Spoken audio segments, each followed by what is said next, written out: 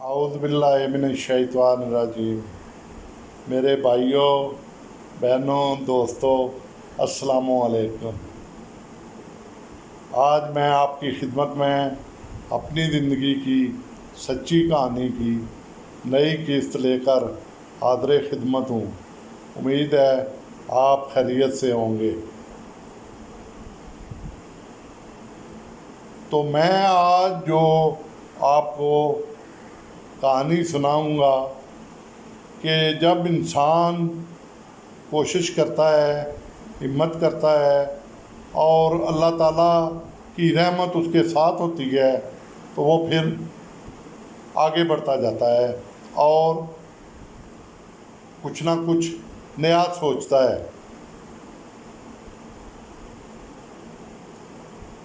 तो अब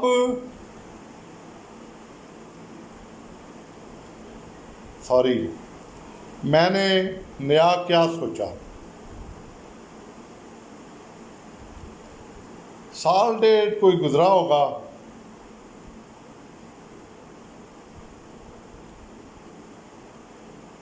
तो हमारे घर में एक बड़ा कमरा था जिसको पंजाबी में सोफ़ा, आजकल के दौर में उसे आप बड़ा ड्राइंग रूम कह लें, इस तरह का एक स्टोर था। वो आप कह लें कि वो भी 12 बाई 12 का, एक 12 बाई 12 की बैठक थी जहाँ मेहमान बैठते थे। ये जो दो बैठक और जो कमरा था ना, और उसके साथ देवड़ी थी, ये मेरे वालिद साहब के दौर के थे।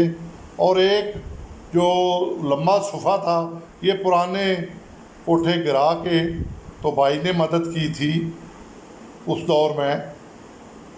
तो एक हमने ये सोफ़ा, जब भाई दुबई गए थे तो उन्होंने ये एक सोफ़ा हमें बना दिया था और एक किचन भी, मटीरियल हमने पुराना यूज़ किया था सारा। तो बड़ा थोड़ा खर्चा हुआ था, कोई मेरा ख्याल है 5,000 कह लें, 10,000 कह लें, इतने। तो ये भाई ने मदद की थी। मैं उस दौर में जॉब पे था मगर मेरे पास इतने पैसे नहीं थे। अब उसके बाद वक्त चेंज होता है, पैसे फिर आने शुरू हुए। फिर मैंने प्रोविडेंट फंड ले लिया साल बाद। कोई तनख्वाह बढ़ी, कुछ बोनस मिला, तो इस तरह ना वो पैसे वो बैंक में चले गए। वो आप ये अंदाज़ा कर लें, ज़्यादा से ज़्यादा 10,000 होंगे।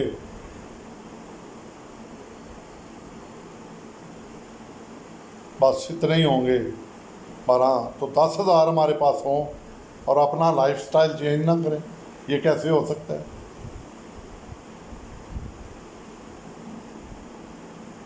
तो हमने क्या किया, अम्मी से मशवरा किया। तो बारात आनी थी मेरी छोटी साली की। तो साली भी कहते हैं कि आधी घर वाली होती है।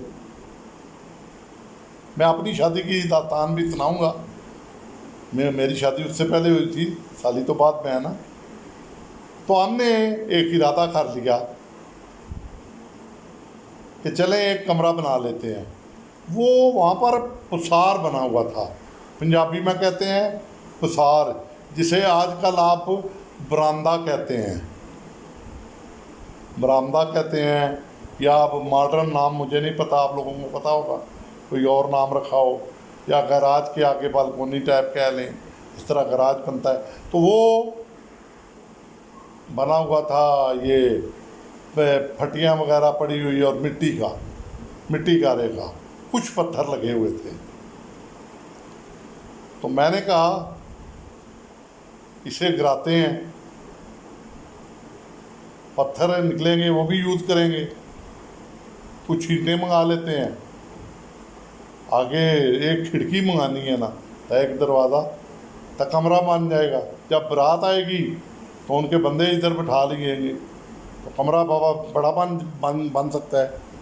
تو کچھ ہمارا وہ دوسرا بھی کمرہ تھا، کیونکہ گاؤں میں عموماً گرمی میں شادی ہوتی ہے تو وہ گرمی میں شادی تھی ان کی، کیونکہ وہ کسی دوسرے ملک میں جاب کر رہے تھے.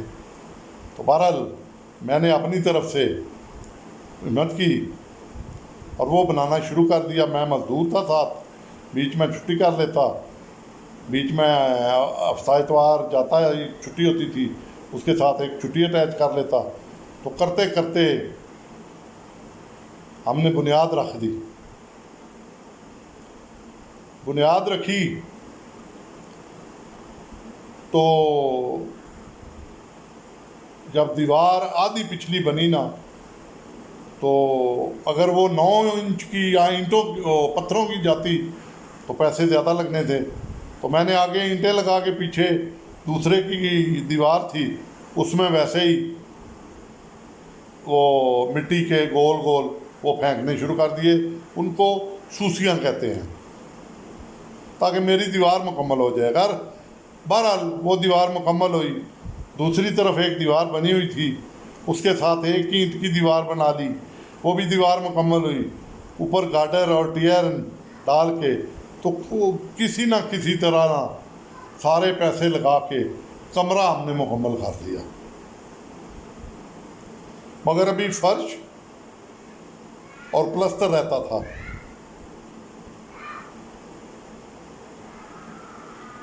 تو یہ ہم نے